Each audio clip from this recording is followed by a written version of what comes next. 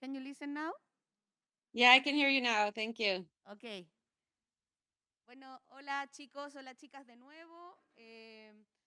Bueno, dentro de nuestro curso, Evaluación de la Investigación Aplicada, los y las estudiantes de nutrición deben reflexionar sobre cómo sus proyectos de investigación contribuyen al cumplimiento de los objetivos de desarrollo sostenible. Para comenzar con esta reflexión, tenemos una invitada muy especial, la doctora Hanna Wittman, ¿ya? Ella es profesora del Instituto de Recursos, Medio Ambiente y Sostenibilidad de la Facultad de Sistemas Terrestres y Alimentarios de la Universidad British Columbia en Canadá. La profesora obtuvo su doctorado de la Universidad de Cornell en el campo de Sociología del Desarrollo.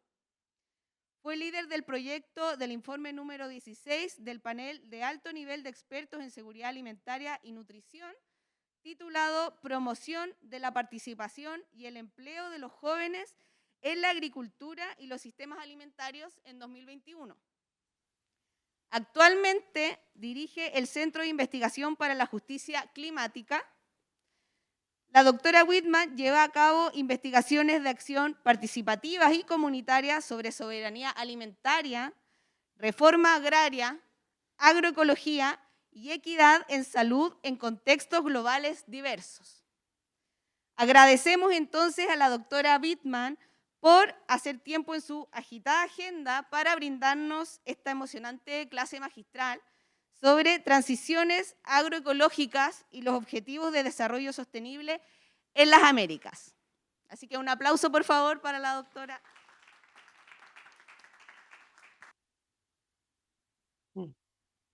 Muchísimas gracias.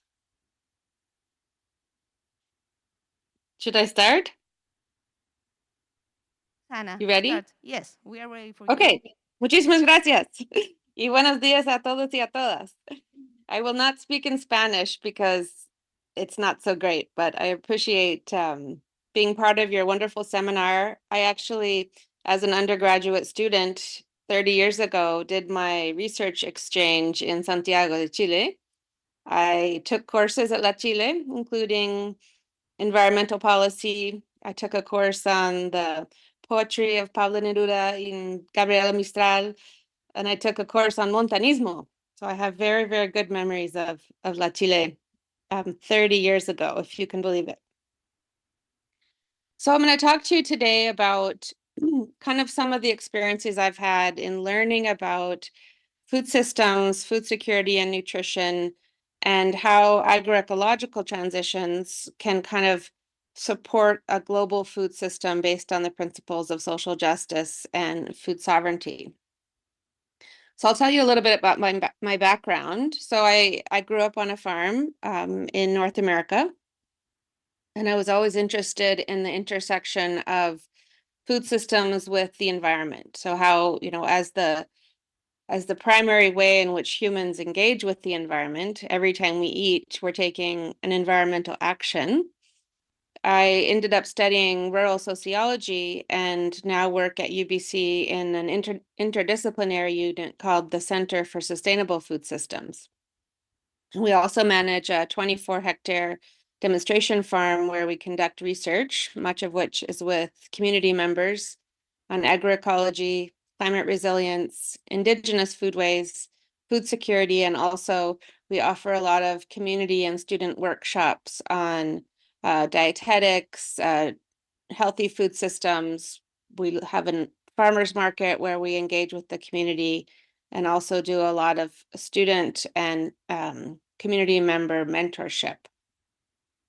So here at the Center for Sustainable Food Systems, I work with both agrarian and indigenous social movements on the principles and practices of food sovereignty and also on agroecological transitions. So in Vancouver, where I live on the west coast of North America, this kind of agrarian system is very new. So when you see agriculture, food planted in rows, this is a very new system in this landscape, implanted just a little over 100 years ago as part of the wave of settler colonialism. The European practices of food getting, food gathering, food harvested were imposed on a landscape that had been used much differently by the indigenous peoples who had taken care of this land for millennia. So UBC lives on the traditional, ancestral, and unceded territory of the Hunkaminam-speaking Musqueam people, who have taken care of these lands for thousands of years and are still actively stewarding indigenous food systems in our highly urbanized area. Traditionally, the Musqueam people, as Coast Salish people, took the majority of their nutrition from the sea. They participated in harvesting, processing, and storage of marine foods, and they also traded these items with other communities in the interior. So when we think about food sovereignty and food systems, traditionally people just didn't produce or grow or gather their own food. They also participated in trade relationships with other communities, and this was tightly related to their governance of land and the stewardship of land across the west coast of North America. Coast Salish people also cultivated forest gardens, integrated spaces that provided medicine, fruits, fiber for clothing, and wood for housing and their ceremonial art. The key point here is that the Musqueam food system was completely integrated with their way of life and with their sense of responsibility for caring for the land. So respect for the land is a core pillar, and reciprocity is another core pillar of food sovereignty, taking care of the land so the land can take care of the people. So today, our much more extractive food systems are no longer caring for the land or the people. As we've moved into a global food system, that tight relationship between traditional food providers who have a very close relationship with their ecological space in order to provide the right kind of nutrition for people and the right kind of stewardship for land so it can keep providing food. We've become disconnected through our global food system. This has been a contribution to climate change. So some estimates are that food systems are responsible for up to 30% of global greenhouse gas emissions. So our food system, what we eat, how we produce it, how we transport it, is one of the most significant drivers of climate change.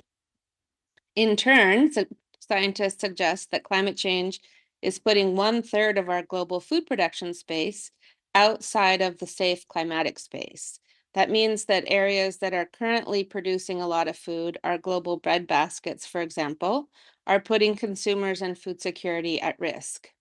When we think about droughts in Russia, wildfires in Chile and Canada, floods in southern Brazil and Argentina, these are all aspects of climate change in which food systems are implicated both as a cause, but then are also highly affected as a result. So where food can be produced is changing, as well as the terms of governance about who owns the land, how it can be used, and what other social, environmental, and economic implications would happen with this land use change. So climate change doesn't just affect the land, as we've just noted, it also affects people.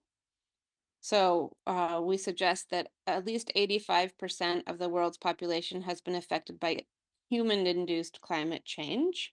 For example, in my city, we lost more people to heat wave deaths in the summer of 2021 than to COVID-19. So when we think about that, the amount of political action that happened in response to COVID-19, we're not seeing the same response to climate change, even though it's causing globally just as many deaths. We're also facing a biodiversity challenge. Climate change and land degradation causes biodiversity loss. We're facing what's called the sixth mass extinction. The loss of biodiversity is very tightly associated with food security and nutrition. So when we think about pollinators, diverse, different kinds of medicinal plants, when we think about all the ways that biodiversity supports a healthy ecosystem, that then has spillover effects on our ability to feed people. We are also challenged by land inequality. So the largest 1% of the farms in the world control over 70% of the world's farmland. So when we think about how we're going to feed the people of the future, we think about, well, who's making the decisions on what to grow? Are they choosing to grow healthy foods? Are they choosing to grow ecologically sustainable practices? Who's making these decisions about what to grow and how to feed people? These are political decisions around land governance that are happening in many countries. Chile has had its own land governance and agrarian reform initiatives over the years. And so this is not a natural process. This is a process that's definitely driven by social and political processes. So fewer than 15% of agricultural landholders around the world are women. So not only is global land consolidation happening, as we just showed in the previous slide, but women are still marginalized. Women hold a lot of agricultural and nutritional knowledge, and yet are left out of many decisions at the farm. A lot of research has shown that when women make decisions around food production on their land, they tend to make decisions that are better for nutrition and better for the environment. So they're feeding their families, they're growing a more diverse array of crops, and they're using the proceeds of those sales to invest in their family systems. Whereas male-headed households tend to make more income-oriented decisions around crop production, which doesn't always translate back into community livelihoods and sustainable development. So you mentioned in the introduction that I was involved with the United Nations report on engaging youth in agriculture and food systems. We see that youth have very high unemployment in many parts of the world, and many of these youth are interested in food systems jobs, but they lack access to land, they lack access to education, and they lack access to resources that would enable them to be involved in investment in food production, food processing, and food distribution opportunities. Youth are also noticing that food systems jobs are vulnerable jobs. So when we think about all the different jobs that students can have in the food system, young people, they can get involved as farming, they can be involved in food processing and food services, they can be involved in food distribution, so retail, they can be involved as nutritionists and dietetics, they can be involved as researchers, so this last bit, research and development. So COVID-19 really put into perspective how vulnerable those jobs are. So if retail is shut down, if distribution channels are disrupted, what are the infrastructures that we can put in to make sure that those jobs are stable into the future? So just to sum up all of these challenges, then we'll get to some of the potential solutions. We do see that all of these challenges of land concentration, gender inequality, lack of access to knowledge, climate change and environmental degradation, the breakdown of food distribution challenges, these have all led to an increase in food insecurity in the world rather than what we would expect to see as a decrease. So our question is why, with all that we know in the centuries since the scientific revolution, the green revolution, we have so much knowledge on how to feed people properly and how to take care of the environment, but yet we're still seeing these very, very significant challenges around food insecurity, climate change, loss of biodiversity. So how have our researchers, our academic institutions, our policymakers, how have we not been able to use this information to create a healthy food system that feeds people and sustains the planet? So our research actually starts to think about who is responsible for inclusive diets. Is it governments? Is it industry? Is it researchers, farmers, consumers, students? What kind of food should be produced? Should it be organic, agroecological, fair trade? Should it be uh, processed food or whole food? Where should this food come from? Who should produce the food? Should it be small farmers or large farmers, local ones or ones from far away? And then on whose land? Are we talking about public land, indigenous land, privately held land, cooperative land, land consolidated by the global financial sector as an investment? So food movements across the globe in both rural and urban areas are developing creative, context-specific solutions to food systems crises, but they often lack the supportive governance institutions. They lack material resources, and they lack political agency to scale up their proposed solutions. So the governance of an inclusive diet is really a social and political problem rather than just a technical one. It's not a knowledge problem, but it's a question of governance. These questions of the systems approaches to food systems challenges have implications for food security, for environmental management, and for social and economic inclusion. So my talk today aims us to get started thinking about some of these questions, and then I'll offer a couple of practical illustrations from some of my work in Brazil.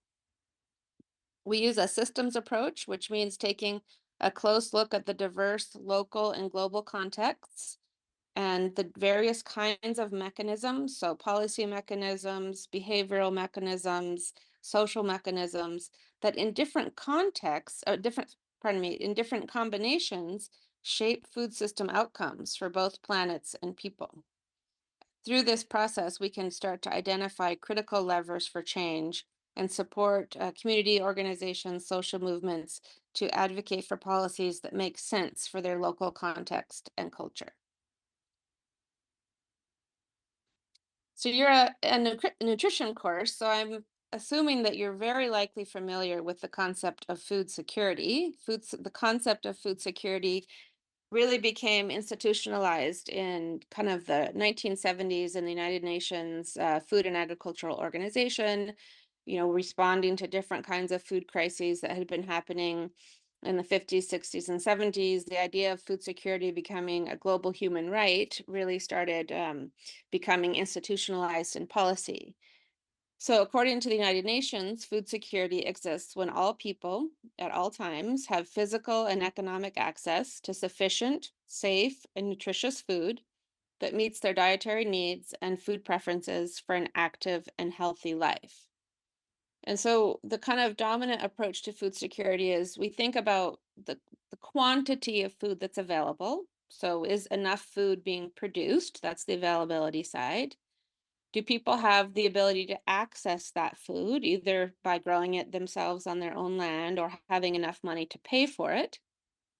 And then we also are concerned about the quality of food. So is the food available all the time and not just, occasionally? So we think about somebody might have enough food in the summer, but they might not have enough food in the winter. So that kind of stability becomes a really important part of food security.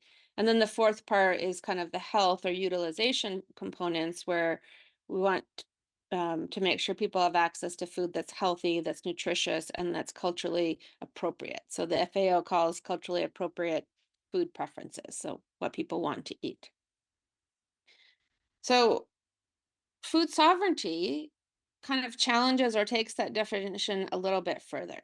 So, food sovereignty, as kind of currently defined, is the right of peoples to healthy and culturally appropriate food produced through ecologically sound and sustainable methods, and their right to define their own food and agricultural systems. So, this is a concept that came up in the 1990s, kind of in response to this idea of food security being divorced from um, kind of local approaches and local decision-making processes to arrive at a pathway to food security that makes sense. So this concept is integral to the idea of good food governance for inclusive diets. Food sovereignty offers a framework to look at the system as a whole. It has local, national, and international elements, and also acknowledges synergies and contradictions between these elements and actors. Food sovereignty provides a clear framework for policy design and governance that links grassroots actors with the state.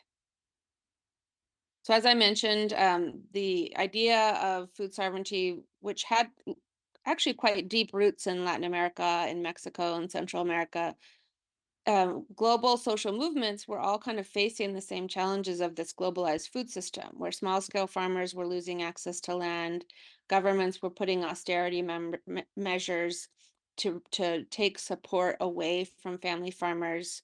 You saw the emergence of the World Trade Organization and neoliberal approaches to agricultural trade.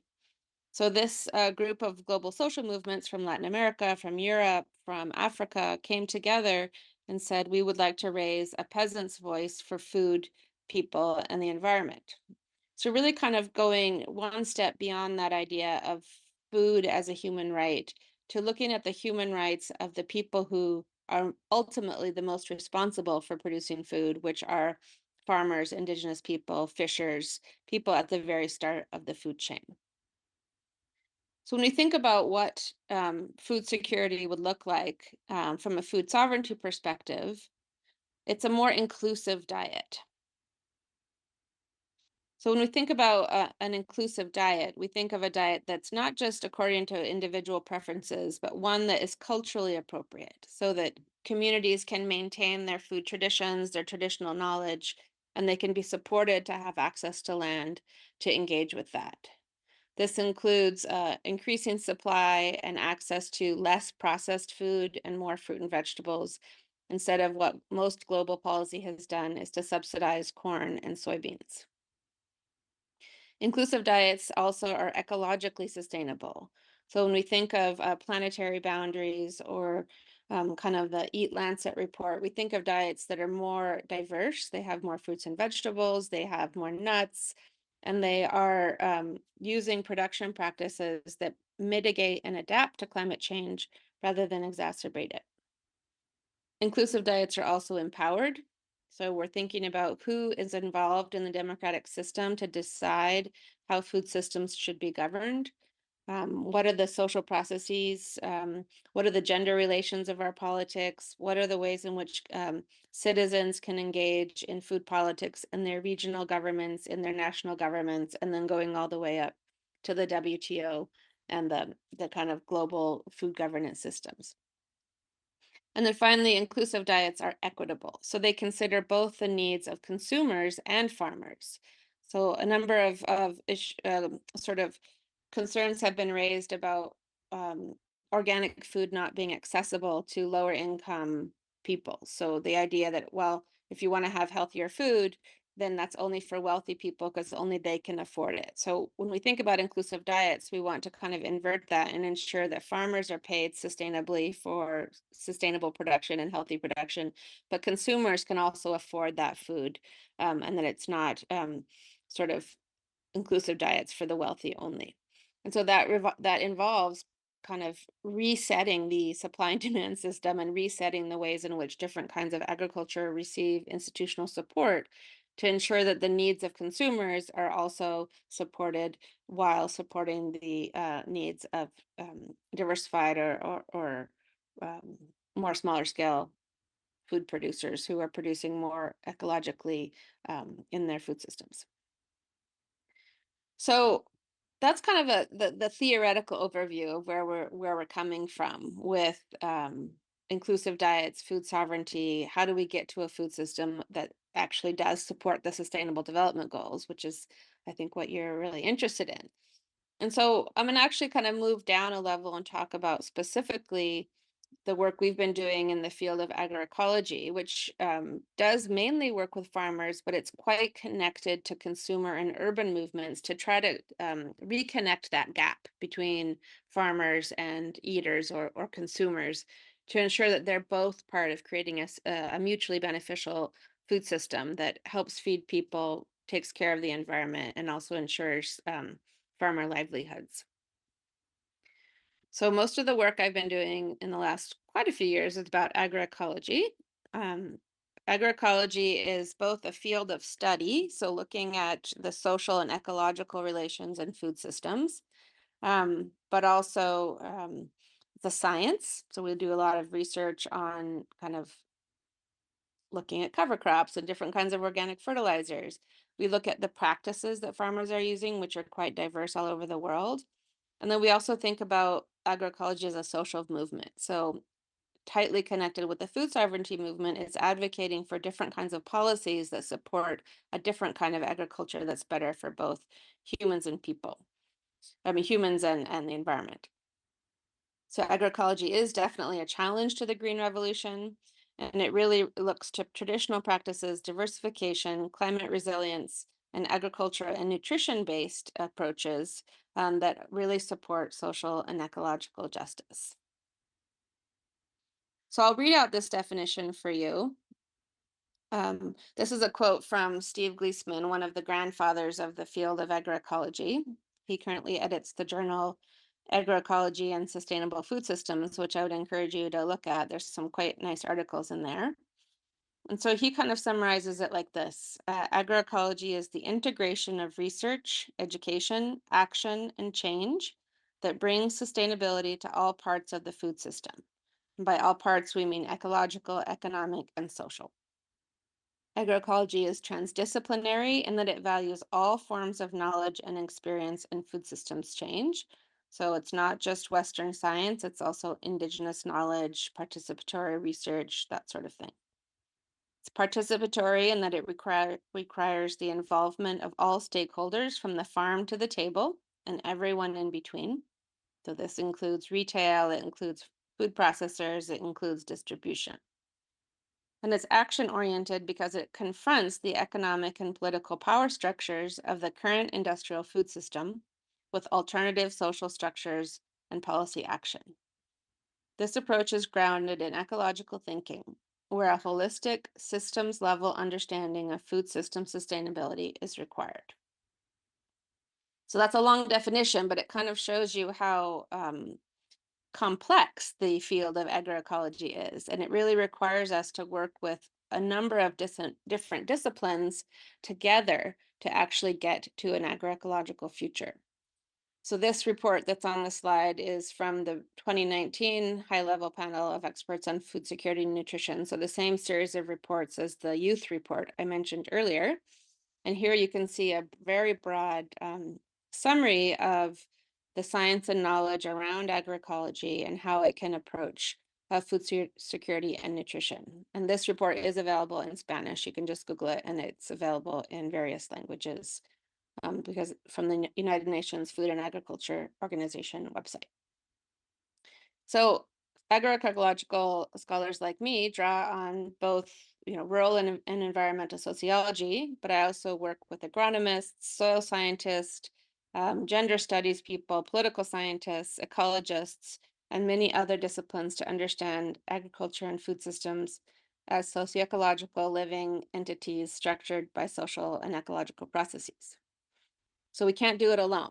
We have to work outside our disciplinary boundaries and work in teams when we're working on any kind of food systems problem or solution. So if we think about practices, what's actually happening on the land, agroecology involves a series of production-related activities based on the idea of a socioecological metabolism and circular economy. So what that just means in kind of plain language is we look at the constant recycling of nutrients between society and nature. When we take food out of the ground, we're removing nutrients from the land and putting those nutrients into people. So then we need to put those nutrients back into the ground in order to grow more food. So we think about this as a constant circular interaction between people and nature. Agroecological approaches to food production also recognize the importance of what we call polycentric governance systems. This means that we understand the relationships between different scales of decision making and different nodes of the food system. So Edmundo Barrios from the FAO puts it this way: successful transitions towards sustainable agriculture and food systems would likely benefit from holistic and people-centered approaches that embrace a long-term vision, such as agroecology, which is increasingly acknowledged for its potential to bring about transformative changes required to meet the SDGs. So finally, as a social movement, agroecology has been associated with the food sovereignty movement as a way to rethink the way we feed the world in harmony with, instead of trying to control, nature's resources. So these are photos from a social movement I work with in Brazil, the Landless Workers Movement, or the MST, which does a lot of work with urban communities to actually get urban people involved in land reform activities, in developing farmers markets, developing more solidarious ways of exchanging food with farmers and urban consumers. So they do a lot of donations of food during times of crisis. They do a lot of supporting of urban social movements when they experience challenges. And in solidarity and reciprocity, we do see a lot of urban people supporting the food sovereignty challenges in rural areas. So these are quotes from some people we work with, some social movements we work with in Mexico. They suggest that agroecology is a dignified, just, and autonomous approach to social, cultural, and ecological development. Agroecology also requires respect for ancestral knowledge, shared responsibility between city and country, and reconstruction of the social fabric.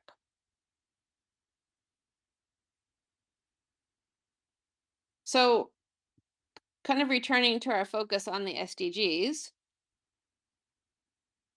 a number of researchers and global think tanks have kind of shown how agroecology and organic agriculture can not only increase positive impacts for the SDGs, but they can also decrease negative impacts. So, for example, research in our group has shown that small farms globally continue to support higher yields and the production of more nutritious foods, and they also support increased levels of biodiversity.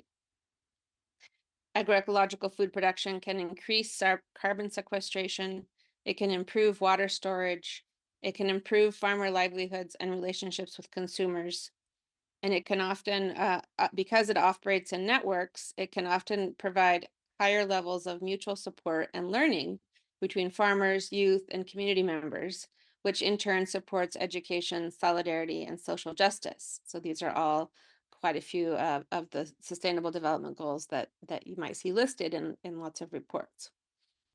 Agroecological approaches to food sovereignty can also reduce the negative impacts of industrial food production. So we often primarily see the reduced use and production of agricultural chemicals and fertilizers, which have been shown to harm people, biodiversity, and pollute water. So to get to this kind of agroecological transition that can support the SDGs, we return to the challenge of food sovereignty as a political and governance problem. To fully implement the SDGs and achieve food sovereignty, there are a number of global initiatives that would support this transition. I won't go through them all here, but I would highlight two: the UN Declaration on the Rights of Indigenous Peoples and the UN Declaration on the Rights of Peasants and Others in Rural Areas. While both of these declarations, which are relatively newer, focus on the rights of people in rural areas, they were advocated for by people in urban areas because people see that by protecting the rights of the people who take care of the land, we actually create the possibility for food security in the future. Over half of the world's population lives in cities. We can grow some food in cities, but not very much. So it is really important for people working in food security and nutrition in urban areas to get involved in these rural struggles to protect the capacity of our land, the capacity of our food growers to continue to supply the world with the food that we need. So global governments are also part of the World Committee on Food Security, which provides policy guidance to support actions that can support it. I think in the intro, they mentioned this role of youth employment engagement in the food system, where I led a report.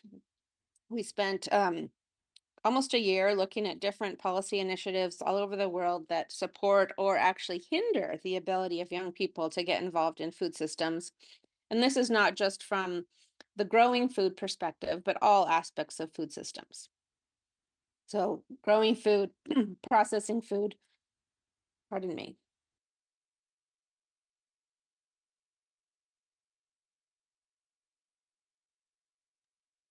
Growing and processing food, making sure that people have access to food in the city. So all kinds of food initiatives.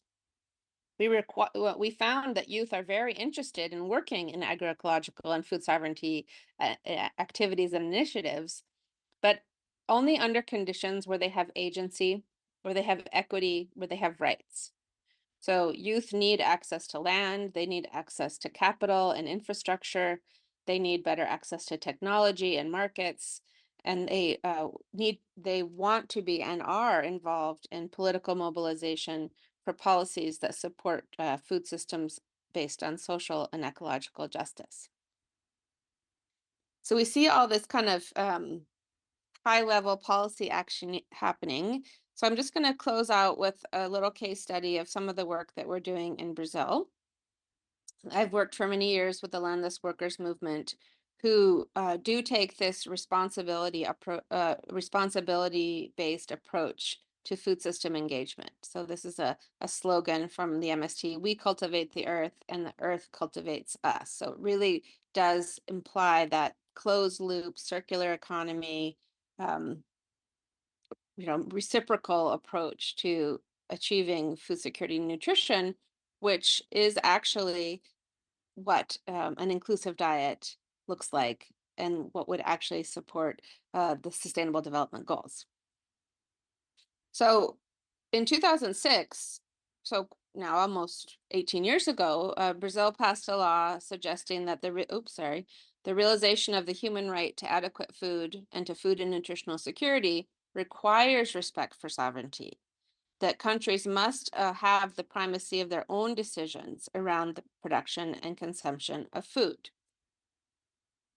So a few years later, Brazil passed another decree suggesting that the way to get to food and nutritional security is to promote sustainable agroecological systems for producing and distributing food that respects biodiversity, strengthens family agriculture, supports indigenous people, and supports traditional communities to ensure the consumption and access to adequate and healthy food, and that also respects the diversity of national food cultures. So recognizing in a place like Brazil, there's lots of different food cultures regionally.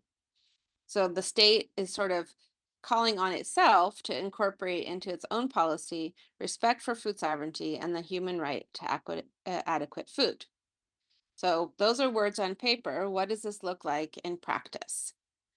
So in the 2000s, Brazil set up what's called a Fome Zero, or zero hunger approach, which connected both challenges in the countryside to challenges in the urban areas with food security under one combined policy framework.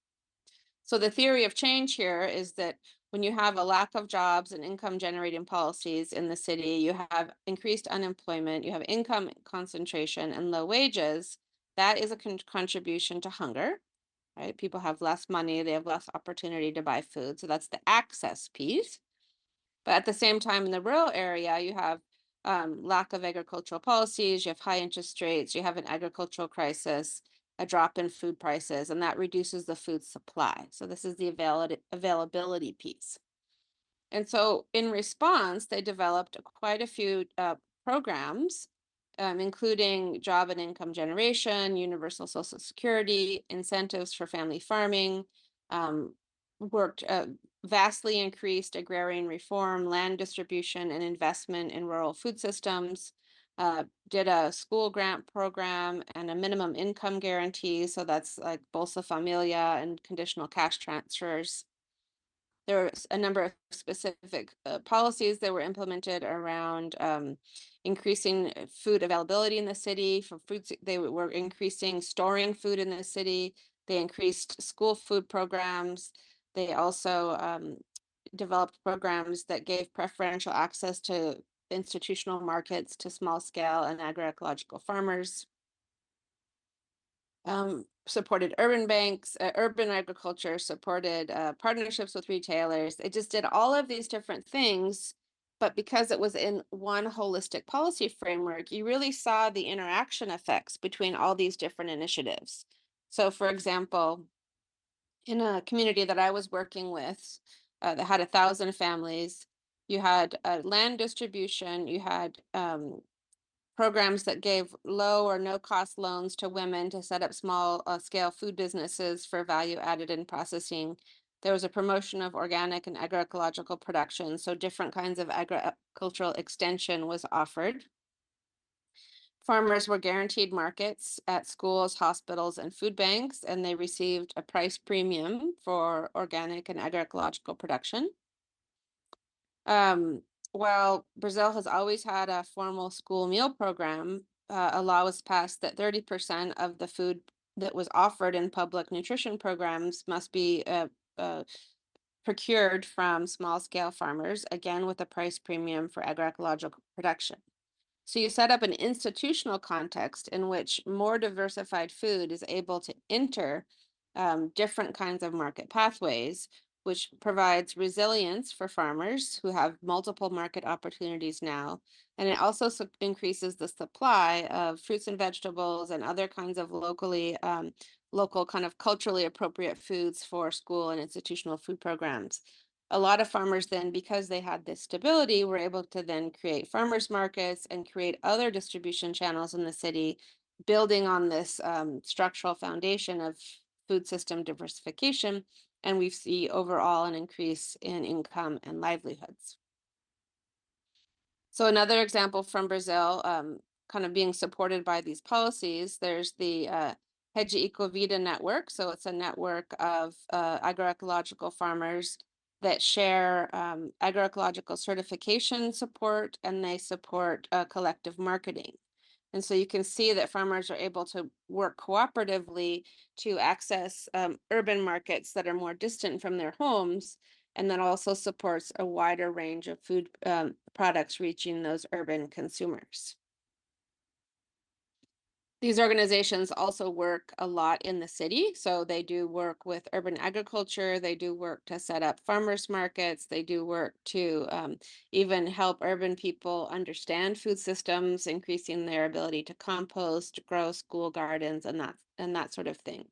So agroecology and food sovereignty do require what we call food literacy work, or work with people in urban areas to better understand their role in a food system as a whole, beyond just walking into a supermarket and buying some pasta from the shelf. Understanding where that comes from, what are the roles in the food system that allowed that pasta to come to the shelf, what are the ecological implications of its production, what are the social implications, and what are the nutritional implications of the way that that pasta was produced. So I will kind of stop there. Bottom line, we understand that an agroecological and food sovereignty approach does support the Sustainable Development Goals. It does provide us with the opportunity for a climate resilient future.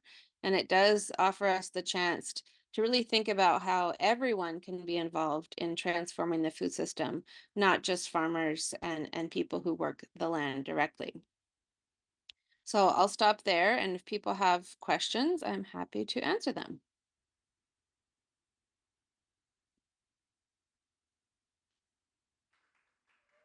Muchas gracias, Hanna, por esa buenísima presentación. Incluso le llamaría, a riesgo de parecer cursi, le llamaría ese viaje, ¿cierto? Por todo lo que tú has ido construyendo con las comunidades, en investigación, etc. Y personalmente me quedo con el mensaje que dijiste tú de la importancia de trabajar en conjunto, que aquí nadie puede trabajar solo para lograr los objetivos de desarrollo sostenible o sistemas alimentarios más ecológicos, así que espero que también aquí los y las estudiantes se hayan quedado con ese mensaje. Y ahora les voy a dar el paso a ellos por si tienen alguna pregunta, pueden hacerla en español o en inglés. Ya, digo mi nombre de nuevo, ¿cierto? Pero la pregunta de Luz María. Sí, Cruz María. Mi pregunta era cómo nosotros como nutricionistas podemos aportar a la agricultura ecológica y a la soberanía alimentaria con todo esto que usted mencionó sobre la interdisciplinaridad. Sí, es una buena pregunta. I will respond in English. It's a little easier for me to speak more clearly that way. So I'll give you the example of how the nutritionists in Brazil were involved. So in Brazil, all of the school and institutional meals have to be approved by dietitians. So if you think about all of the meals that are produced, that are given to children, to elderly homes, to hospitals, to food banks. So Brazil requires that those menus be signed off on by nutritionists. And those menus are set in the city, in a building, with people who are trained in nutrition. And what the social movements did is they brought the nutritionists out on field trips to visit the farms, and they introduced the concepts of seasonality. So, for example, oranges aren't available all year round, but they were on the menu all year round. And so they started adjusting the menus to be more closely matched to what local farmers were producing each season. And so this actually increased the ability of those local farmers to produce the food and sell it to the institutions, because it expanded the market for the ingredients that were locally produced, rather than using kind of generic menus that would require people to go to supermarkets and buy imported food when that food was out of season. So that's one really important example of a very practical thing that nutritionists can do, is look at the menus that you're recommending and sort of try to see where you can substitute local products or, more healthy agroecologically produced products into those menus that are, that are influencing purchasing decisions. I'll give a second example. So Brazil has a national council called the National Council on Food Security and Nutrition. And it's a government advisory body that includes academics, representatives of nutritionists, like nutrition professional associations and nurses in the medical field. And it also includes representatives from agriculture. And so they actually work together to suggest policies to the government that reconnect the ability of local agriculture to meet nutritional needs. And because they're working together on that national council, they're not promoting isolated policies that actually might harm each other's interests. They're collectively advising on policies that would be mutually beneficial for both consumers and farmers. Excelente, muchas gracias. Tenemos mucho que hacer entonces como nutricionistas, desde lo más sencillo o lo más del día a día, la planificación alimentaria, ¿cierto? Cómo participar en políticas públicas y trabajar con distintos grupos de la comunidad. ¿Alguien más tiene otra pregunta? ¿Por allá?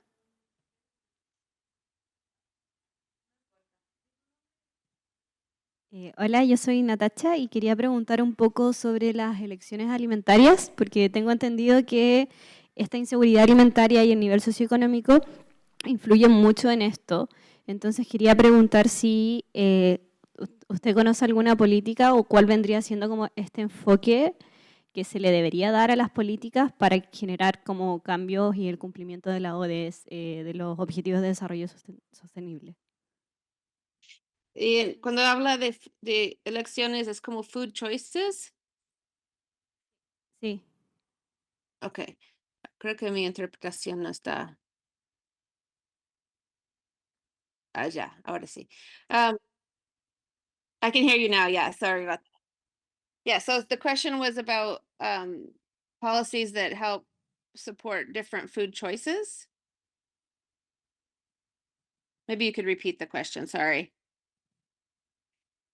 Sí, que preguntaba si es que cuál vendría siendo el enfoque que tendrían que tener estas políticas para generar un cambio a nivel de elecciones alimentarias de la población. Right. Yeah, great question. So this comes back to this concept that I discussed only very briefly called food literacy. And what we see a lot now happening is that in the school system, starting from elementary school, going up into high school, really bringing food systems education into the day-to-day of our kind of school and educational conversation. So we see a lot of curriculum changes and pedagogical changes happening around using school gardens to teach math, using school gardens to teach ecology, using school gardens to teach nutrition. So students are planting food, they're making a salad out of that food, they're talking about, and it's very enjoyable. So you can probably find it online, some of the archive. There was a program actually led by one of my colleagues who was Chileno, but who lived and worked at my university and University of British Columbia, Alejandro Rojas. So he created a program called Think and Eat Green at School, which precisely worked with teachers and parents groups to bring the food systems thinking into the curriculum so that thinking about food choices becomes very natural. So then you have what we call the creation of food citizens, who as adults now have a better understanding of nutrition. They have a better understanding of the environmental implications of their food choices, and then they're better positioned to advocate for policies that support that kind of food system. So I think starting early is really important, and I think nutritionists have a really important role in that, because they can work with teachers to bring nutrition not just as like one subject, but you can talk about nutrition when you talk about other subjects. You can talk about the history of agriculture in your history class. You can talk about the Green Revolution in science. You can talk about microbiology and sort of agroecology as promoting more complex micronutrients in foods. So really integrating the idea of food literacy across the curriculum can help with that food choice question as those students graduate and become adults and consumers. Excelente, muchas gracias. ¿Tenemos tiempo para otra pregunta? ¿O algún comentario, tal vez, alguna reflexión? Allá.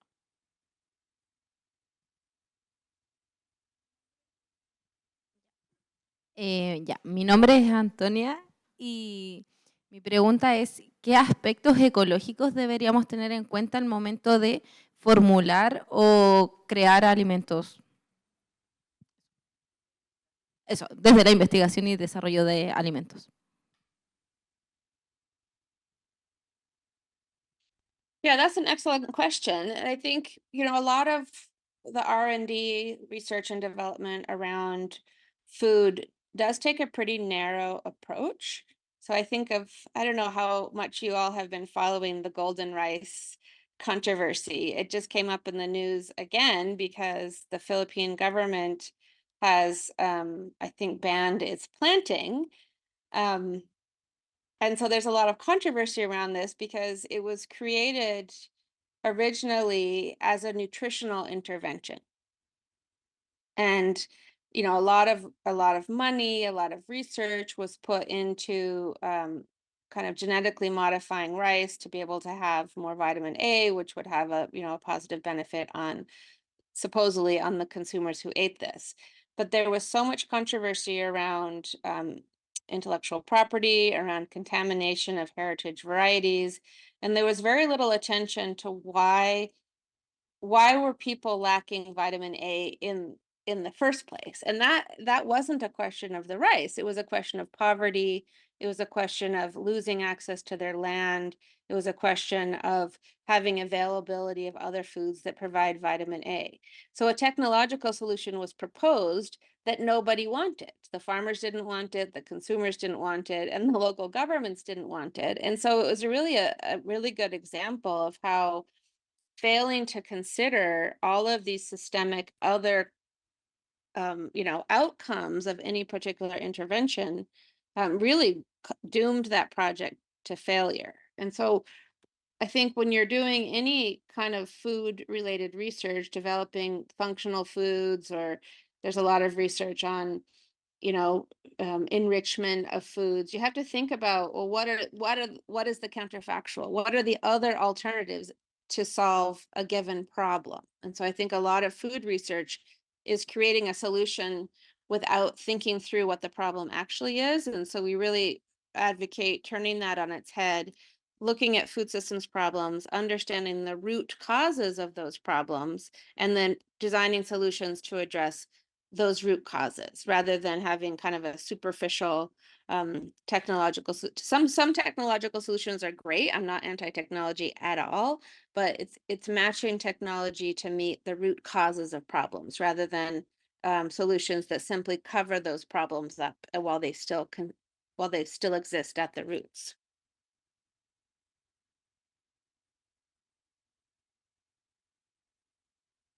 No escucho nada. Perdón. Te comentaba que interesante esa reflexión, me deja pensando también de repente en los temas que proponemos nosotros para investigar.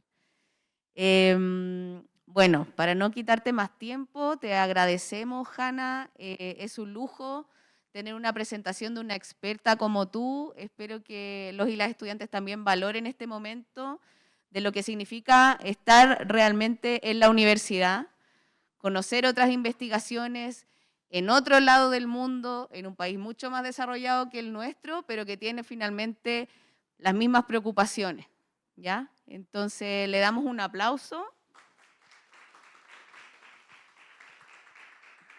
Gracias. Thank you for your wonderful questions and for the opportunity to get to know you a little bit.